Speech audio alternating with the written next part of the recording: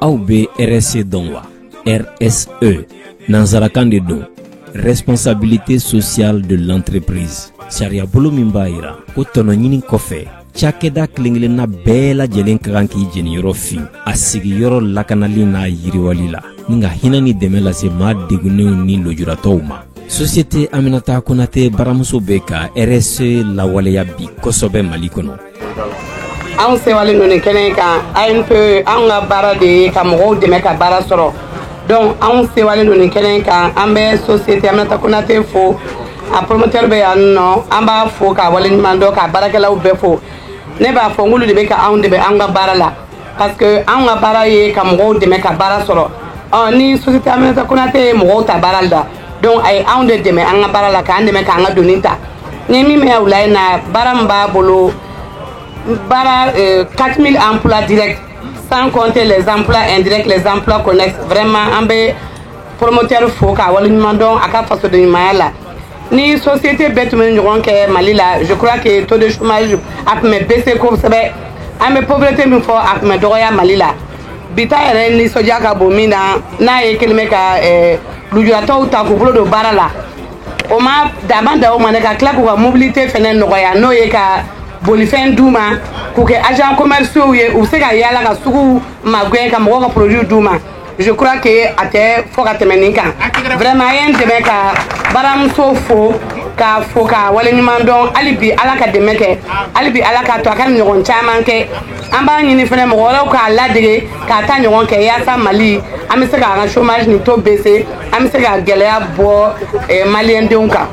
Arabadon uti kalo tile 28 Société Aminata Konate baramuso ye hinɛ ni dɛmɛ lase lojuratɔw ka jɛkulu mun b'an fɛ yan nɔ n'an b'a fɔ ma ko AMPHP, Association Malienne des Personnes Handicapées, ka moto Jakarta tricycle 8 minnu dilannen don yaasa lojuratɔw ka se k'u boli nɔgɔya kɔnɔ k'o di AMPHP jɛkulu ma. Hakilina mun bɛ ni dɔngolodi la Société Aminata Konate baramuso fɛ o ye k'an balima lojuratɔ ninnu dɛmɛ de k'u bɔ den kɛrɛfɛ la ni ka baara di u ma. Bari moto minnu dil'u ma u ma di bolili diyaɲɛ kama dɛ, u dira maa minnu kelen-kelenna fɛn o fɛn ma. Olu bɛɛ kɛra baramuso baarakɛlaw ye bi u na se ka yaala nɔgɔya kɔnɔ moto ninnu kan n'u ka baramuso produit ye k'u feere Société Aminata Konate baramuso tɔgɔ la.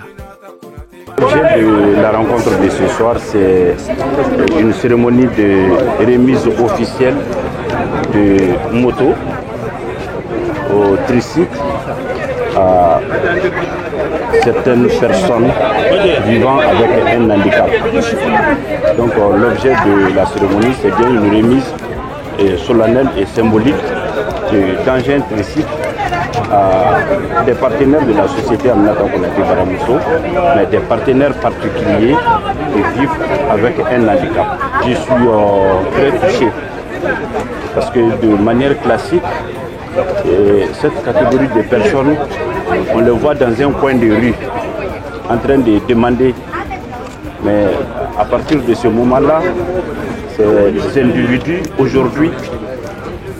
se considèrent comme des membres à part entière de la société et elles travaillent pour leur propre compte et pour le compte de la Société Aminata Konate et surtout pour le compte de la société du Mali et de la société mondiale tout court. À ma connaissance, c'est après une étude que le projet a démarré aujourd'hui. Il y a eu une étude de faisabilité de plusieurs mois. Les personnes ont travaillé avec leurs moyens propres. Donc, elles ont été testées. C'est après le test conclu que la société a mis à leur disposition ces engins. En notre connaissance, elles commencent aujourd'hui à mototricycle. Peut-être dans un an ou deux, elles pourront avoir des véhicules, des voitures, même pour personnes vivant avec un handicap. Donc, à ma connaissance, l'activité qui commence aujourd'hui officiellement a toutes les chances de se pérenniser dans le temps et dans l'espace. Je lance un appel aux autres membres de la société, à toutes les grandes entreprises, comme la Société Aminata Konate. Personne ne doit être exclu parce qu'il ou elle vit avec un handicap. Nous pouvons donner le meilleur de nous-mêmes, quel que soit l'handicap que nous supportons avec nous, l'handicap n'a rien à voir avec la capacité intellectuelle, avec la capacité intrinsèque de la personne. Donc je lance un appel aux autres membres de la société pour qu'ils puissent prendre l'exemple sur la société Aminata Konaté et Baramousso. Domolodiba in yɛrɛ kɛra Andi Art de cour kɔnɔ an fɛ yan Bamako. Maaba caman tun bɛ kɛnɛ sewale in kan. AMPHP président, ANP directeur général ka ciden, o ni société Aminata Konaté Baramuso yɛrɛ maaba caman. Baramuso ɲɛmaaba Burama Dumiya ka kɔrɔfɔw kɔnɔna la. A y'a yira k'a fɔ ko ni moto 8 ninnu dili ye ko daminɛ de ye. Ko donna nataw la, société Baramuso ka dɛmɛ caman wɛrɛw bɛ nali ka ɲɛsin maa degunenw ma. Ba Maliba yɛrɛ ka ɲɛta kama. Ne tɔgɔ Burama Dumiya, société Aminata Konaté, ne mɔgɔ caman dɔn Baramuso ye. O promoteur de ne a n'a fondateur. Bon, an bɛ yan nɔ kun min na o ye lujuratɔ minnu bɛ jamana nin kɔnɔ. O fana bɛ se k'u yɛrɛ ye cogo min na an ka Mali entreprise ba min bɛ yen n'an b'a fɔ a ma ko société Aminata Konaté. O fana bɛ se k'u yɛrɛ ye cogo min na a kɔnɔ o hukumu kɔnɔna la an nana bi ka na u ka soba kɔnɔ n'u ka kɛnɛba la ka na remise dɔ de k'u ye n'o ye u bɛ se ka baara kɛ cogo min na parce que an y'o de fɔ Baramuso dabɔlen bɛ maliyɛn bɛɛ de kama mais maliyɛn sɛbɛkɛlaw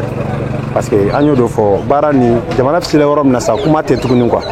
baara de an mago bɛ baara de la baara de bɛ se ka jamana bɔ dingɛ kɔnɔ sisan mɔgɔ mɔgɔ bɛ yen k'i bɛ sɛbɛ bɛ baara ma baara ka di ye an y'a yira k'a fɔ bɛɛ lajɛlen place b'a la o hukumu kama lujuratɔw y'a yira k'a fɔ u bɛ fɛ ka baara kɛ u sɛbɛ bɛ baara ma u bɛ fɛ ka baara kɛ i n'a fɔ tɔw b'a kɛ cogo min na u bɛ fɛ k'u sen don jamana ka développement na bon o hukumu kɔnɔna la an n'u ye bɛnkan dɔ kɛ n'o ye ɲɔgɔn lajɛ ye n'o ye kalo 3 ɲɔgɔn lajɛ ye nka an b'a lajɛ kalo 3 n'a sɔrɔ a ye min fɔ n'o b'aw ma n'Ala sɔnna an bɛ ɲɔgɔn dɛmɛ an ye kalo 3 kɛ an y'a ye k'a fɔ dusu b'u la u bɛ fɛ ka baara kɛ u bɛ fɛ k'u sen don jamana ɲɛtaga la o hukumu kɔnɔna la an ye moto ɲini u ye ka na a d'u ma an b'o moto di kɛnɛ de kan bi bi in na an y'a laɲini fɛnɛ kalo 3 o kalo 3 ni ka se ka remise kɛ lujuratɔw ye minnu bɛ fɛ ka dɔ kɛ minnu tɛ fɛ k'u sin k'u dulon mɔgɔ la pour que u bɛ se ka dɔ k'u yɛrɛ cogo min kumakan laban min b'an bolo o ye toujours k'a yira maliyɛnw na k'a fɔ société min filɛ nin ye Mali ta de n'i y'a jateminɛ depuis m'an bila Mali kɔnɔ yan hali n'a sɔrɔ an ye denmisɛnninw ye mais an ye société caman ye Mali kɔnɔ yan société caman bɛ yen étranger caman bɛ yan mais nin bɛ ka min kɛ Mali société caman tɛ k'a kɛ bon nin b'a yira k'a fɔ maliyɛnw aw ta de ye nin ye mɔgɔ dun i ta n'o ma maa min fa an t'a dɔn fɛn min fa bon maliyɛnw an bɛ fɛ k'a yira mɔgɔw la a y'an dɛmɛ k'an ka wara fa o y'a sɔrɔ wara kunkolo bɛ jeunes yɛrɛ bolo an b'a ɲini bɛɛ lajɛlen fɛ nin ye exemple de k'a yira jeunes la aw kana sigi n'a ka dossiers ye aw kana sigi n'a ka projets ye a' ye wuli aw k'aw jɔ aw ka jija baara a ka nɔgɔn fo k'a faga Baramuso y'a yira k'a fɔ ko fɛn bɛɛ bɛ se ka kɛ jamana nin kɔnɔ bon n'o yira l'aw la aw fɛnɛ ka wuli aw ka kɛ exemple ye an ka ɲɔgɔn ladege an ka baara kɛ min bɛ domaine min na a essayer k'o développer i bɛ domaine min na a essayer k'o développer ne bɛɛ y'i jija ka domaine caman développer i b'a ye an ka Mali la n'i ye Mali ta bi ka lajɛ Mali kelen bɛ sugu di jamana minnu kelen don ka na mini o kelen don ka Mali kɛ sugu di tubabuw kelen don ka yan kɛ sugu di